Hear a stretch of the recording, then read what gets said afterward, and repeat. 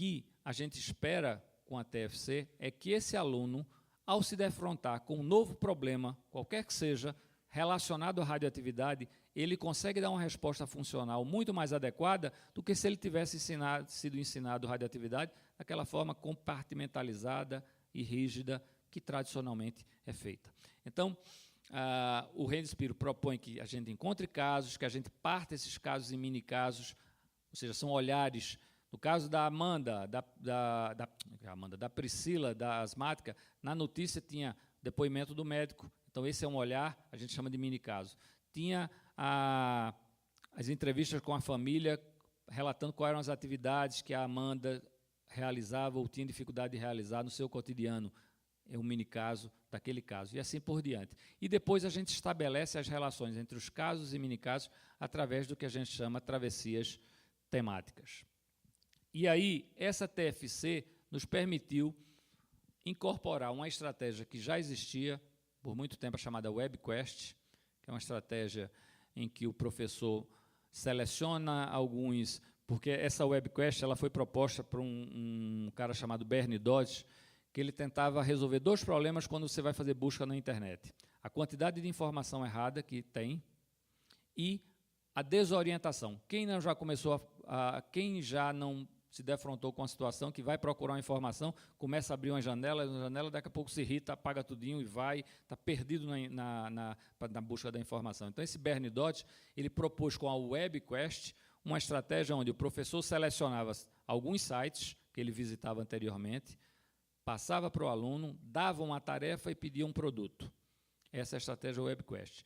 Como essa é uma estratégia que atende muito bem a conteúdos mais introdutórios, mais rígidos, a gente resolveu, em 2006, incorporar a TFC à estratégia FlexQuest, ou seja, a questão de você abordar uma temática, uma discussão de conteúdos a partir de casos, mini-casos, travessias temáticas, na estratégia WebQuest, e aí criamos a estratégia FlexQuest, que hoje tem uma plataforma, está ali dita, e vocês podem entrar, é gratuita, criar conta, criar FlexQuest, ver as FlexQuests que já tem lá disponíveis. Pode passar?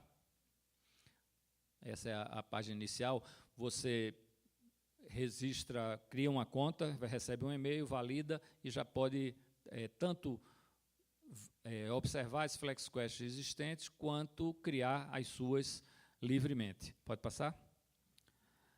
Ela tem uma página inicial onde eu tenho uma informação geral da minha FlexQuest, onde eu tenho o título, essa daí é o equilíbrio químico sob múltiplas perspectivas, os autores, as pessoas que estão... e aí é o seguinte, são duas alunas minhas de mestrado, elas começaram a fazer essa FlexQuest, e eu posso adicionar pessoas como coautores ou como editores que vão poder trabalhar com essa FlexQuest até ela ser publicada. Tá joia?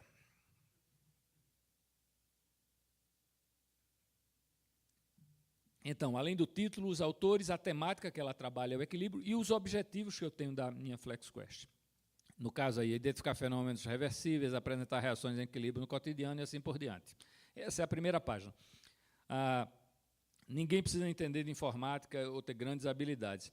Essa plataforma, quando você entra, ela tem 5 ou são 6 templates, modelos. Você seleciona o que você quer e você só vai adicionando, colando e copiando texto, imagens, vídeos e assim por diante. Então, a primeira página da tela é essa de informação geral, pode passar. Depois, ela tem onde tem um contexto, onde você vai explicar um pouco, tem um texto curto sobre a questão do equilíbrio. Ela colocou um texto e está em azulzinho ali um link para artigos ou para textos mais complexos que a gente vai trabalhar sobre equilíbrio químico. E você pode adicionar também imagens, vídeos, aí é um vídeo que eles adicionaram sobre transformações, sobre reações, sobre equilíbrio químico, síntese da amônia, enfim. Esse é o contexto, pode passar. Aí entra a flexibilidade cognitiva de Spiro. Eles buscaram 4 casos reais que existem na internet que trata de problemas que envolvem conceitos de equilíbrio químico. Então, sistemas químicos reversíveis, equilíbrio químico no cotidiano, alterações no equilíbrio químico das cavernas.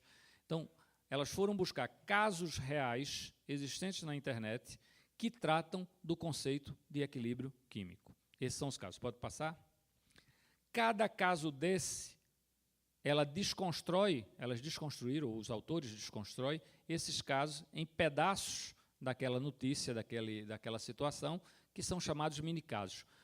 Os mini-casos eles têm que contemplar algumas temáticas. Como eu falei da menina Priscila, da asmática, que era um caso, quando eu estava tratando da medicação, somente do que ela tomava, Atrovem, Berotec, aquelas substâncias que eram vasodilatadoras, aquele olhar, aquele pedaço, aquele recorte, era um mini caso onde eu trazia para a discussão a temática dos medicamentos da questão usada em sistema respiratório.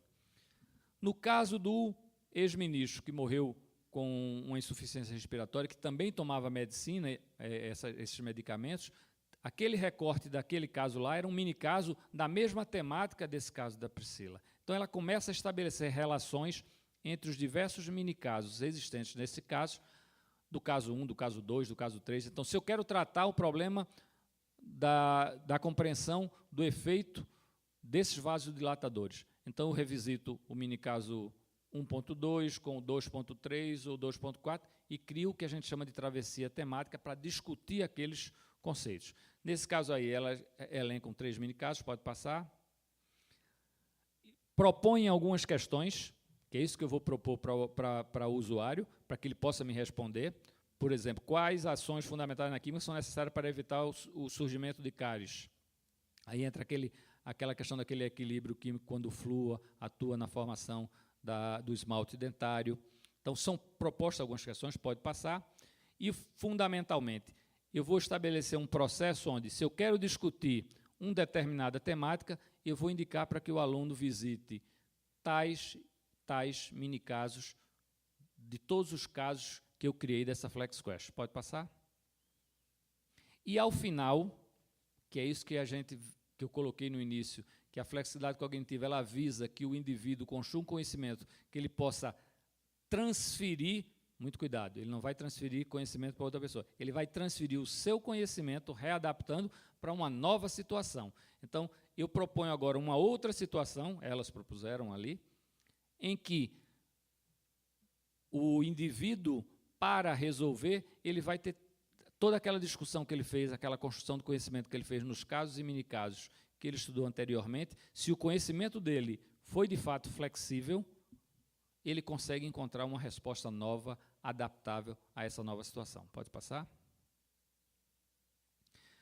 Em relação à FlexQuest, algumas considerações, ela leva em consideração a complexidade das informações existentes na internet, ela permite que os alunos selecionem informação, argumentem, questionem, construam conhecimento.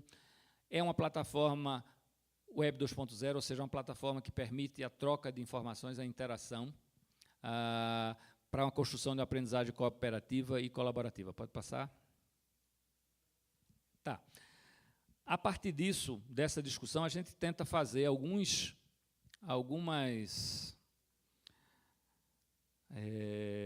ações dentro lá do grupo, que são ex-alunos nossos, tanto mestrado como doutorado, já terminaram.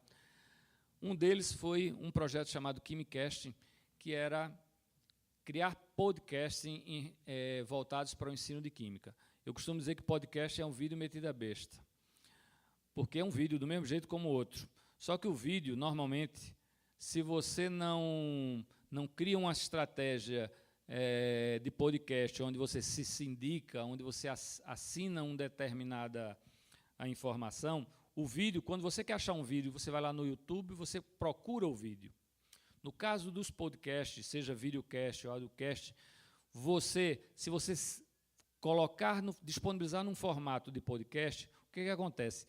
No momento que você faz uma assinatura de uma determinada página, um determinado instituto, um determinado grupo, toda vez que algo novo é produzido, um vídeo, uma coisa, aquilo busca você. Você, quando abre o computador que conecta à internet, o seu sistema faz uma busca. Antigamente, a gente tinha que instalar um aplicativo, um agregador para fazer isso, mas hoje, se vocês olharem, eu não estou mas aquele que está envolto numa bolinha vermelha lá em cima, todos os nossos sites hoje, ou quase todos, têm a possibilidade de você se indicar e passar a receber essa informação.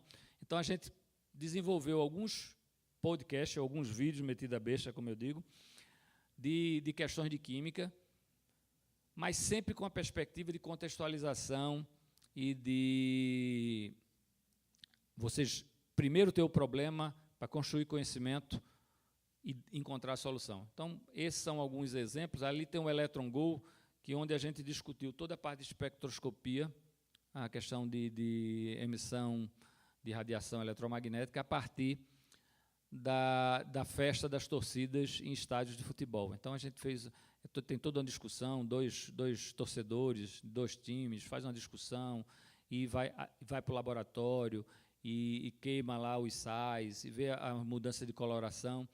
Tem a questão da pilha com limão, e enfim, pode passar. Uma outra questão que eu gostaria de levantar, e é também para provocar o título lá em cima, eu gosto mais da expressão ambiente virtual de estudo do que de ambiente virtual de aprendizagem, apesar de ser minoria na literatura, porque você encontra muito mais ambiente virtual de aprendizagem, mas eu acho que o ambiente em si, ele não necessariamente gera aprendizagem, ele gera informação, é um ambiente de estudo, e que, dependendo da estratégia de uso que você faça, pode ou não gerar aprendizagem. Aí, eu botei na minha cabeça que eu tenho que chamar de ambiente virtual de estudo e vou continuar, mesmo indo de encontro a alguns autores que usam ambiente virtual de aprendizagem. Mas, enfim, saído dessa parte do nome,